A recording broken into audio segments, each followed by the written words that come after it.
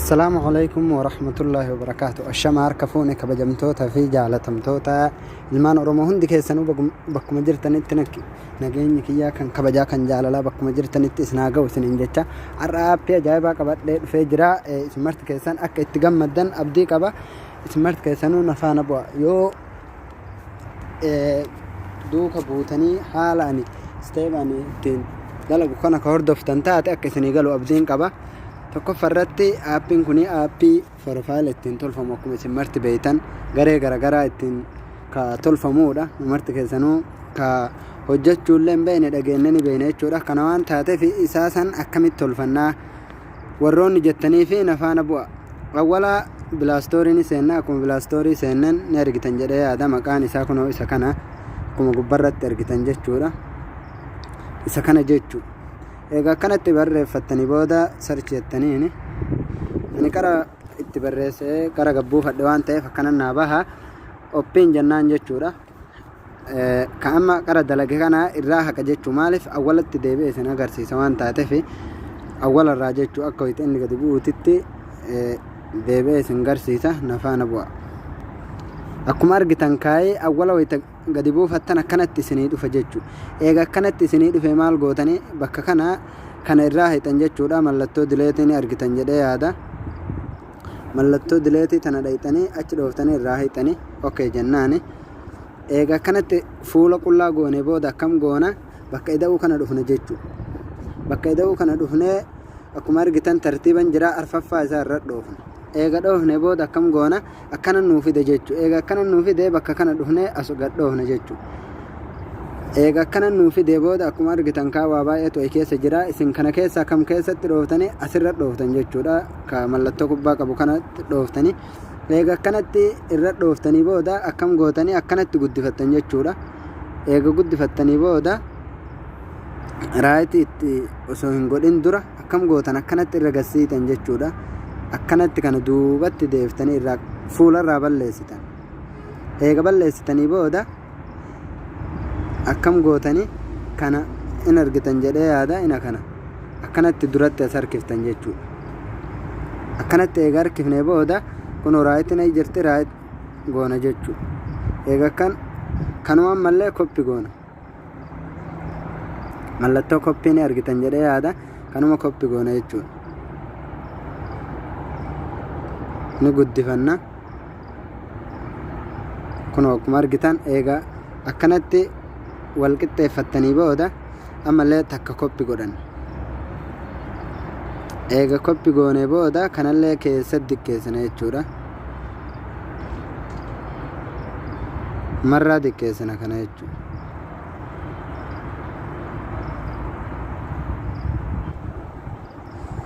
Eega akkanatti tolchinee booda akkam goona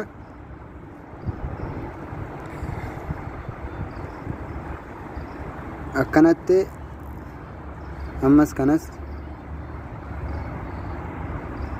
kana diimaa goona. Eega akkana goone booda akkam goona amma ay dhufnee hiine jechuu akka inni nu jalaa olii gad hin jenne ni hidhanna. Akkuma argitan hidhee jira jechuudha. Amma irraa of duuba deebina socho'uu hin danda'u jechuudha. Ammallee tokko isatti deebinaa tokko asitti deebinee fudhanna. Eega fudhannee booda kan akkanumatti ni argitan jedhee yaada. Akkana goona.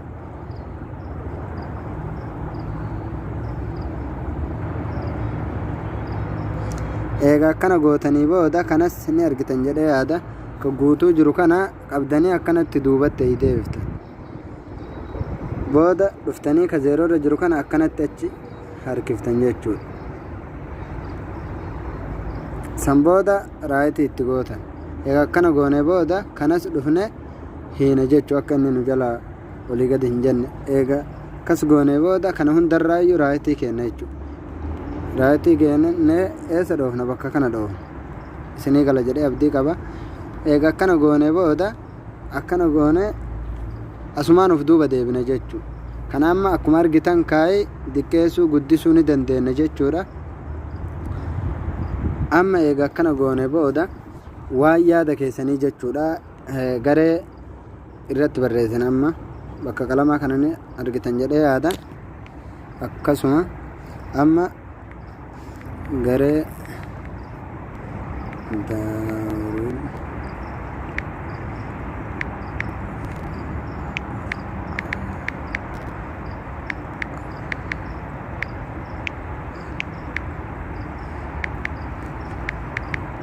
eega akkana jenneeni booda okay jennaani.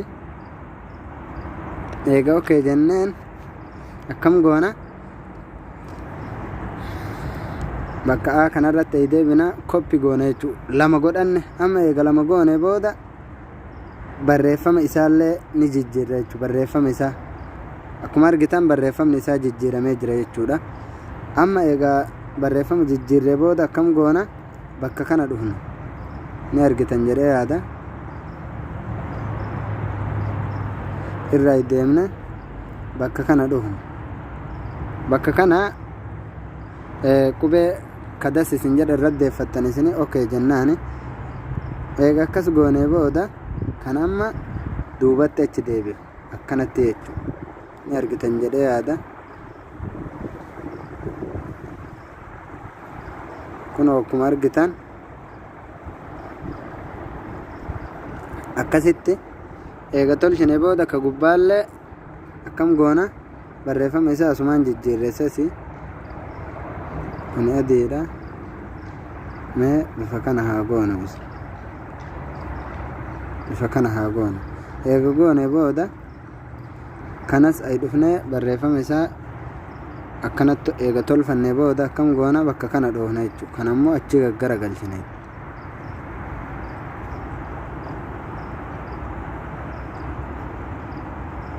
Akkuma argitan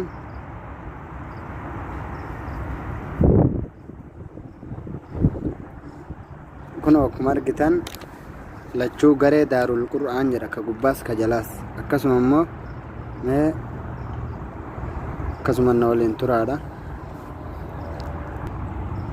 Isin akka kana caalaa tolchitan abdiin qabaa. Amma eega akkana goone booda as dhufnee qollofna jechuu. Kanas akka nu jalaa hin deemne akkanatti hiina jechuu. Bakka kana dhoofne hundaa raayitii itti goone bakka kana dhoofna okay jennaan jechuu. Akkuma argitan as dhoofne ammallee of duuba deebina. Akkuma argitan kun amma tolchinee jirra jechuudha. Guddisuu xiqqeessuu ni dandeessanii. As keessattis waan barbaadan galchuu dandeettan jechuudha. Qur'aana ta'ee akkasuma mootuu waan garagaraa jechuudha. Suuraa garagaraa akkuma argitan foormi gaalaar ka jedhu kana seentanii asiin waan barbaadan itti galchuu dandeettan jechuudha. Mee nama alaabaa tana itti haa galchu. Eega alaabaa tana itti galchee booda okay jedhani. Akkuma argitan kuni jala isaati jechuudha. Kun amma gubbarra jira. Akkaataa itti jala itti oolchitanis isinin mul'isa. Akkanuma na waliin turu. Akkana eega gootanii booda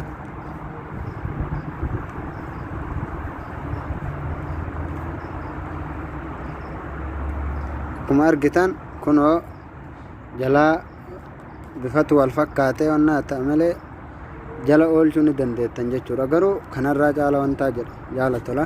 Kanamee jalaa hayne jechuudha. Kana amma bifa isaa guututti jijjiiruuf akkuma argitan kunoo bifa barbaaddaniin jechuudha. Gurraacha ta'ee diimaa ta'ee guddisuullee xiqqeessuullee ni dandeenya akkuma wala isiniin jedhe. Mee bifa isaa diimarra dhiifna.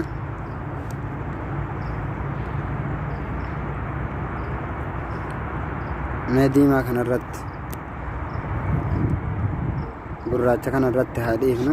Asitti amma bakka qullaa kanneenitti yoo barbaanne maal galchina mallattoo urjii galchuu ni dandeenya jechuudha. Akkuma argitan akkam goona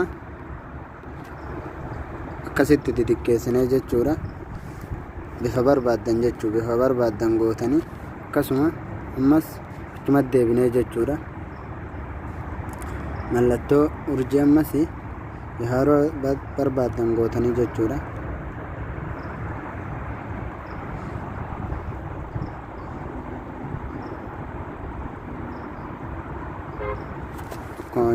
Argitan kana ammallee jidduu kanatti jechuudha. Mee itti barreessina. Garee qur'aana garee daarul qur'aan akkuma argitan jidduu kanattis jechuudha garee daarul qur'aan yaada garagaraa irratti barreessuu dandeettan isini amma eega akkana goonee booda kanallee irratti deeffannaa bifa isaallee yoo barbaaddan akkuma argitan jala isaa jechuudha fayyaratuu dandeettanii hisaabuma isaatiin dhiiftan jechuudha eega akkana goonee booda raayitii itti goona akkasuma ammas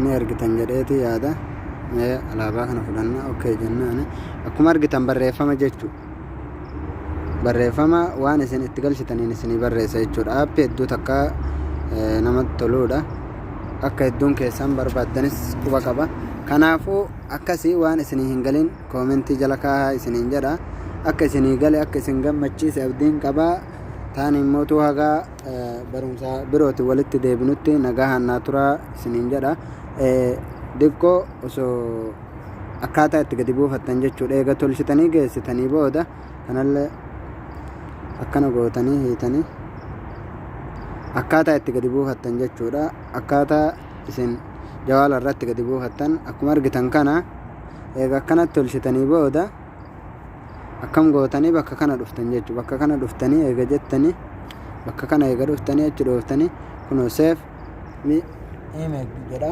bakka kana dhooftanii gadi buufattan jechuudha as dhooftanii arfaffarra dhooftanii sana booda seefii isinii ta'ee jira jechuu akkuma argitan kana kun beeksisa waan ta'eef beeksisa immoo irraa deebitanii kanaaf nagaan naa turaa isinin jaaladha isinin kabaja rabbiif jechaan isin jaaladha isinin jedha wassalaamu alaykum warahmatullahi wabarakaatu wanni isinii hin galiyyoo ka jiraatu taate koomentii jalatti yaada keessan barreessuu hin dagatinaa isinin jedha nagaan naa tura